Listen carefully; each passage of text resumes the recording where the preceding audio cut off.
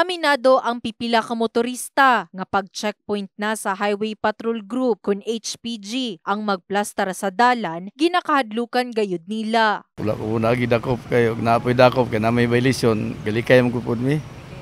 Oo. Kaya labi nag-expire ang restro, dako mo ng violation. Wala man ginatanan apan ang pagpanakop matud pa bisan dili sa highway. Walay gibutang nga checkpoint board ug unsa ba ang saktong pagpara sa mga motorista. Pila lang sa negatibong impresyon o aligasyon kanila. Hindi nyo kasalanan, but let's just be a little realistic that Highway Patrol Group has not really made a very good impression on the constituency of Jia Santos. And that because alam natin na pag meron doon sa unahan, then may habang pila na yung mga hindi makakadaan, no? And I witnessed that several times.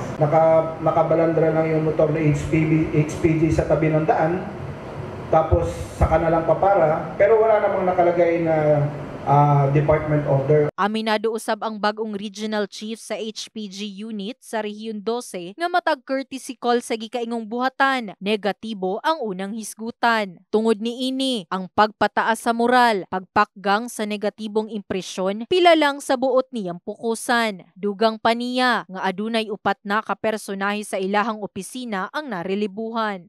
And in fact, we have a lot of complaints also, mga previous pa na mga complaints. Then right now we are addressing the negative comments against the HPG.